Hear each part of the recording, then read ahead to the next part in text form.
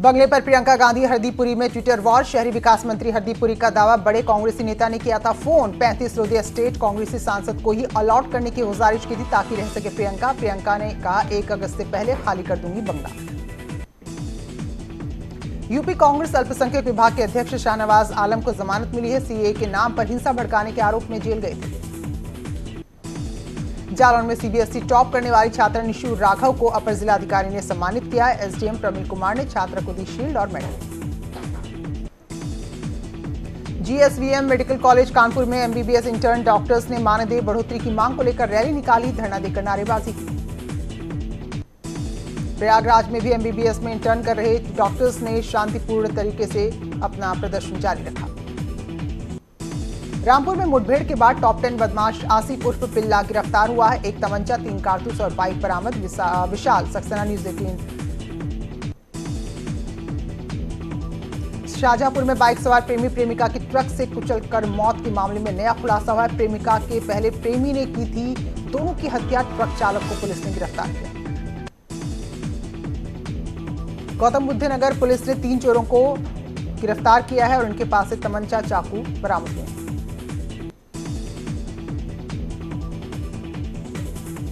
और बाढ़ का कहर लगातार जारी है। बहराइच में नेपाल से आए पानी ने 2 नदी सरयू और घाघरा के जलस्तर को बढ़ा दिया है। गोरखपुर में भी नदियां उफान पर है। खतरे के निशान को छूने से बस कुछ ही दूरी पर इन नदियां पहुंच चुकी हैं। विकास दुबे के अंत के बाद पूर्वांचल का माफिया डॉन कहे जाने वाले मऊ निवासी रमेश सिंह काका सुर्खियों में है। हत्या समेत अपराध के 60 से ज्यादा मामले दर्ज हैं। फर्रुखाबाद में शादी से जुड़े कारोबार को 25 करोड़ से ज्यादा का नुकसान हुआ है। कोरोना नियमों के तहत शादी हो रही, जिससे तामझाम कम हो रहा है। महोबा में बीजेपी विधायक और जिलाध्यक्ष ने गौशाला का उद्घाटन किया। किसानों ने मुख्यमंत्री को धन्यवाद दिया। बिजनौर में ग्रामीणों ने सिंचाई विभाग पर अवैध धन वसूली का आरोप लगाया है। जिलाधिकारी से इस मामले की शिकायत की है। शाहजहांपुर में 5 दिन पहले गायब हुए लड़के का शव गर्रा नदी में मिला है। गांव की ही 2 लोगों पर हत्या कर शव फेंकने का आरोप लगा है। महोबा में कंटेनमेंट जोन में बाइक से घूम रहे दर्जनों लोगों के चालान काटे गए और आगे से इस तरह घूमने की हिदायत दी गई। गोरखपुर में अस्पताल और मेडिकल कॉलेज फुल होने के बाद मरीजों को स्पोर्ट्स कॉलेज में भर्ती कराया जा रहा है। निर्माणाधीन चिड़ियाघर के पास लोहिया एनक्लेव में भी अस्पताल बनाने की तैयारी हो रही है। गाजियाबाद में हिंड नदी में नहाने आए 2 युवक डूब गए, बचाने कूदे 2 युवक लापता। पीलीभीत में बाघ ने किसान पर हमला किया, किसान गंभीर रूप से घायल, अस्पताल में भर्ती। कानपुर में भाई की तलाश में दर दर भटक रही है बहन, पुलिस वाले नहीं कर रहे हैं कोई सुनवाई। जालौन में भुगतान की मांग को लेकर डीएम कार्यालय पहुंचे प्रदर्शन करते सिटी मजिस्ट्रेट को सौंपा शिकायती पत्र। शाहजहांपुर में मुठभेड़, 2 शातिर मवेशी मांस तस्कर गिरफ्तार, 1 तस्कर फरार। भारी मात्रा में मवेशियों का मांस, तमंचा और कारतूस बरामद। गौतम बुद्ध नगर में पुलिस और बदमाशों के बीच मुठभेड़, बस और सामान समेत 6 बदमाश गिरफ्तार। अंधेरे का फायदा उठाकर 2 बदमाश भागे। मथुरा पुलिस को बड़ी सफलता, हाईवे पर लूट करने वाले अंतर्राज्यीय गैंग के 4 बदमाश गिरफ्तार, अवैध असलहा और गाड़ी बरामद। गाजीपुर में बाहुबली विधायक मुख्तार अंसारी गैंग पर कार्रवाई जारी, परिजन रिश्तेदार सहयोगियों से बरामद किए गए हैं असलहे। जौनपुर में ट्रक लूटकांड में पुलिस को सफलता मिली है, ट्रक लूटने वाले 2 बदमाश गिरफ्तार, ट्रक का जीपीएस, मोबाइल समेत 40,000 की नकदी बरामद। मुरादाबाद में 12वीं में फेल होने के बाद छात्र ने खुद को गोली मारी, इलाके में हड़कंप, घर में ही रखी थी पिता की लाइसेंसी बंदूक। ललितपुर में घर से गायब 17 वर्षीय छात्र को पुलिस की स्वाट और सर्विलांस टीम ने खोज निकाला है। मध्य प्रदेश के विदिशा में युवक रह रहा था। शाहजहांपुर में बारिश के पानी को लेकर हुए विवाद के बाद मारपीट हुई, दबंगों ने 2 महिलाओं समेत 3 लोगों को बुरी तरह जख्मी कर दिया। कानपुर देहात में पुलिस की लापरवाही की तस्वीरें सामने आई हैं। न्यायालय में तैनात पुलिसकर्मी बगैर मास्क के दिखे हैं और लॉकडाउन के आदेशों की खुलेआम धज्जियां उड़ाई जा रही हैं।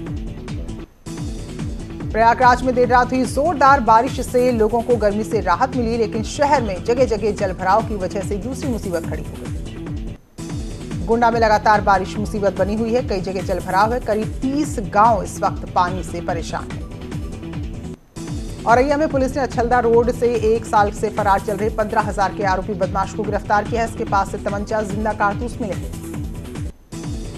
लॉकडाउन पीरियड में कारोबारियों को बिजली बिल में कोई राहत नहीं मिली। 3 महीने का फिक्स चार्ज जोड़कर कारोबारियों को विभाग ने बिल थमा दिया है। टिड्डियों का आतंक गोड्डा में जारी। टिड्डी दल फसलों और पेड़ों को खासा नुकसान पहुंचा रहा है। सीतापुर में एक दुकान में आग लगी, दुकानदार मामूली रूप से झुलसे। महमूदाबाद कोतवाली के मुख्य चौराहे का मामला। हमीरपुर में पानी की किल्लत से हाहाकार मचा है। काशीराम कॉलोनी में महीनों से नलकूप ठीक नहीं हुआ है, जिससे लोगों को पानी की भारी दिक्कत हो रही है। देवरिया में बाढ़ का कहर दिख रहा है। बरहज और रुद्रपुर तहसील क्षेत्र बाढ़ के पानी से सबसे ज्यादा प्रभावित हुए हैं। गाजियाबाद में ट्रक ने बाइक सवारों को रौंदा। महिला और 2 मासूम बच्चों की मौत। आरोपी ट्रक चालक मौके से फरार। ललितपुर में नदी किनारे मगरमच्छ का शव मिला है। आरोप है कि शिकारियों ने ही जहर की गोलियां देकर मगरमच्छ को मारा है। बाराबंकी में दिल दहला देने वाला मामला सामने आए। एक ही परिवार के 4 लोगों ने खुदकुशी कर ली। पति, पत्नी और 2 बच्चे इसमें शामिल हैं। थाना नगर कोतवाली के आवास विकास की घटना। नोएडा में पुलिस और बदमाशों के बीच मुठभेड़ हुई। इस दौरान गोली लगने से 2 बदमाश घायल हुए। 2 तमंचे, जिंदा कारतूस बरामद। अलीगढ़ में बीएसपी पार्षद की गिरफ्तारी के लिए थाने पहुंचे बजरंग दल के कार्यकर्ताओं ने सोशल डिस्टेंसिंग की धज्जियां उड़ाई। वीडियो आया सामने। संगम नगरी में कोरोना का असर दिख रहा है। महामारी के खौफ से संगम में आने वाले श्रद्धालुओं की संख्या में भारी कमी आई है। कानपुर के गोविंदनगर थाना क्षेत्र में स्वामी शोरूम में मोटरसाइकिल की वर्कशॉप में गाड़ी की सर्विस कराने आए बदमाशों ने जमकर पथराव और मारपीट किया, जिसमें एक युवक बुरी तरह जख्मी हो गया है। सभी घायलों को अस्पताल में भर्ती कराया गया। रायबरेली में इस वक्त अफरा तफरी मच गई जब बीच सड़क पर एक कार अचानक जल उठी। कार में सवार लोगों ने जैसे तैसे अपनी जान बचाई। पूरा मामला अहियारपुर का है। आजमगढ़ पुलिस ने 25,000 के इनामी साइबर गैंग D71 के बदमाश को गिरफ्तार किया है। पुलिस ने इनके पास से अवैध हथियार, कारतूस और ग्राहकों के ATM कार्ड्स बरामद किए। एटा के सकिट थाना क्षेत्र में दबंगों ने फर्जी बैनामा कर एक दंपत्ति की जमीन हड़प ली। पीड़ित अपनी ही जमीन के लिए दर-दर ठोकरें खा रहे हैं।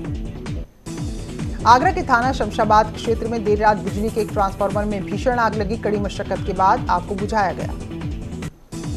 कानपुर के विकरू गांव में हुए दर्दनाक कांड के मामले में एक और आरोपी शशिकांत को पुलिस ने जिला न्यायालय में पेश कर 14 दिन की न्यायिक हिरासत में भेजा है। सुप्रीम कोर्ट की निगरानी में हो सकती है विकास दुबे एनकाउंटर की जांच। PIL पर सुनवाई में CJI की बेंच ने दिए संकेत। कहा, हैदराबाद केस की तरह ही कर सकते हैं विचार। कानपुर शूटआउट के तुरंत बाद का एक्सक्लूसिव ऑडियो सामने आया, जिसमें शशिकांत की पत्नी विकास दुबे के भाभी से बात कर रही है। कानपुर कांड पर ADG प्रशांत कुमार ने प्रेस कॉन्फ्रेंस की। कहा, विकास के साथियों ने कई बड़े राज खोले हैं। ADG ने बताया कि विकरू कांड से जुड़े एक और आरोपी शशिकांत को गिरफ्तार किया है। इस पर 50,000 का इनाम घोषित था। इसकी निशानदेही पर हथियार भी बरामद किए हैं।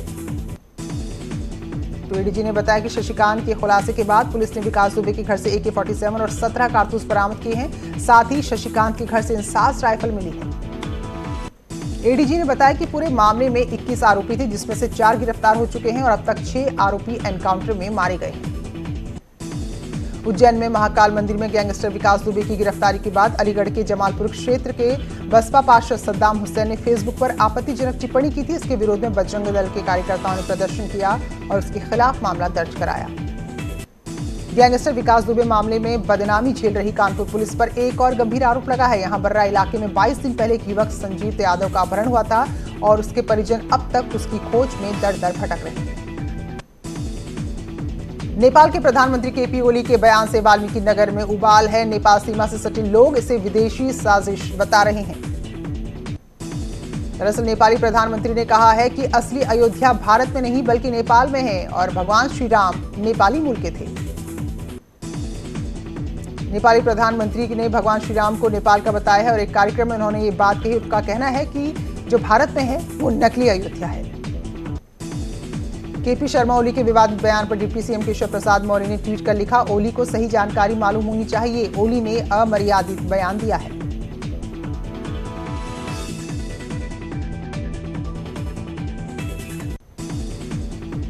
वहीं अयोध्या ने भी संतों ने कड़ा विरोध जताया। कहा, गलत बयानबाजी करना प्रधानमंत्री को शोभा नहीं देता। वहीं साधु संतों की सर्वोच्च संस्था अखिल भारतीय अखाड़ा परिषद ने भी नेपाल के प्रधानमंत्री के बयान का विरोध करते हुए आरोप लगाया कि नेपाल चीन के हाथ का खिलौना बना हुआ है। वहीं जगत गुरु राम भद्राचार्य ने कहा, चीन की कठपुतली बन गए हैं ओली और भारत की कृतज्ञता भूल गए हैं। यूपी के अपर मुख्य सचिव अवनीश कुमार अवस्थी राज्य का कोरोना बुलेटिन जारी करते हुए जानकारी दी। उन्होंने बताया कि अब संक्रामक रोगों पर काबू पाने की कोशिश की जा रही है।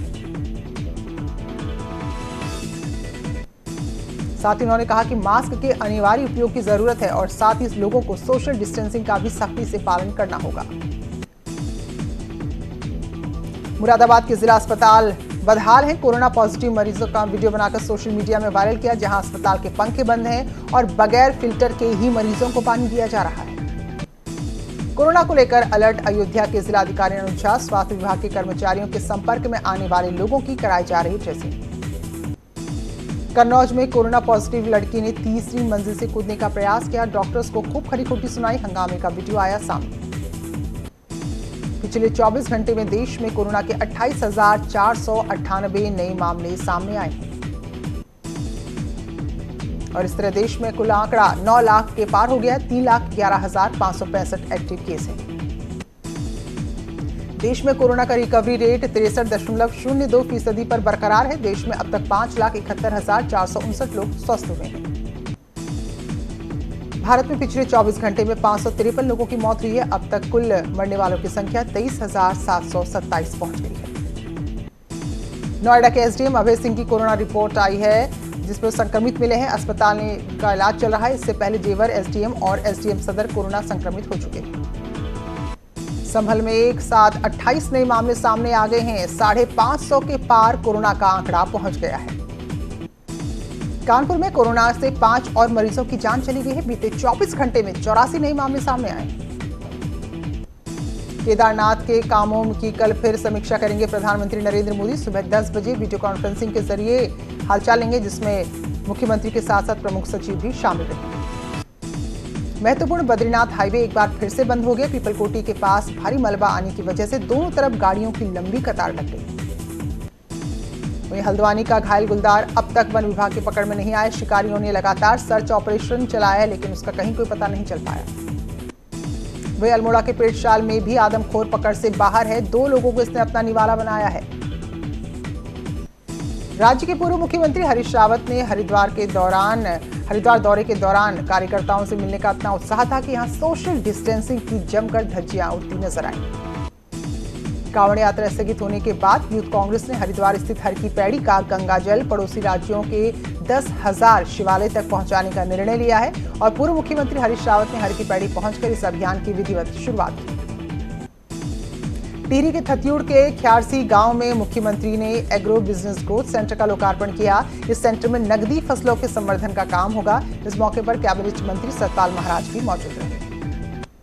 बीजेपी के प्रदेश महामंत्री कुलदीप कुमार अल्मोड़ा जिले के दौरे पर हैं। उन्होंने बीजेपी ऑफिस में कार्यकर्ताओं के साथ बैठक की और केंद्र और राज्य सरकार की योजनाओं को जन जन तक पहुंचाने के निर्देश दिए। देहरादून में दिल्ली से पहुंचकर फरार हुए 6 लोगों की तलाश जारी है। बस ड्राइवर की तहरीर पर पुलिस ने 6 लोगों के खिलाफ आपदा प्रबंधन की धाराओं में मुकदमा दर्ज किया। क्वारंटीन सेंटर जाने से बचने के लिए लोग भागे हैं। विवादों में रहने वाले उत्तराखंड आयुर्वेदिक विश्वविद्यालय को लंबी जद्दोजहद के बाद आखिरकार नया कुलपति मिल ही गया। राज्यपाल बेबी रानी मौर्य ने डॉक्टर सुनील कुमार जोशी को विश्वविद्यालय का कुलपति नियुक्त किया है। नैनीताल के अमतुल्य स्कूल ने अपने 35 कर्मचारियों को बाहर का रास्ता दिखा दिया है। स्कूल के इस फैसले के बाद अब कर्मचारी सड़क पर आ गए हैं। रोजी रोटी का संकट खड़ा हो गया है। पूर्व मुख्यमंत्री हरीश रावत ने गंगा को नहर घोषित करने के अपनी पूर्ववर्ती सरकार के फैसले पर सार्वजनिक रूप से माफी मांगी और साथ ही वर्तमान सरकार से अपील की कि उस शासनादेश को रद्द किया जाए। हालांकि सरकार के प्रवक्ता मदन कौशिक का कहना है कि हर की पैड़ी की धारा को नहर बताने वाला फैसला निरस्त होगा या नहीं, इसका फैसला मुख्यमंत्री करेंगे। कुमाऊं विश्वविद्यालय में दीक्षांत समारोह के दौरान फर्जी बिल के मामले ने तूल पकड़ा है। कांग्रेस कर्मचारियों के समर्थन में उतर आई है। पूरे प्रकरण की जांच की मांग जोर शोर से उठा रही है। मुख्यमंत्री त्रिवेंद्र सिंह रावत ने डेंगू से बचाव के लिए हर रविवार सुबह 9 बजे 15 मिनट अपने आसपास साफ सफाई की अपील की है, लेकिन उनकी इस अपील पर राजनीति शुरू हो गई है। 50 साल से ज्यादा उम्र के कर्मचारियों को अनिवार्य रिटायरमेंट देने का मामला फिर गरमाने लगा है। सचिवालय प्रशासन ने सभी अपर मुख्य सचिव, सचिव, अपर सचिव को पत्र भेजकर ऐसे कर्मचारियों का ब्यौरा मांगा है।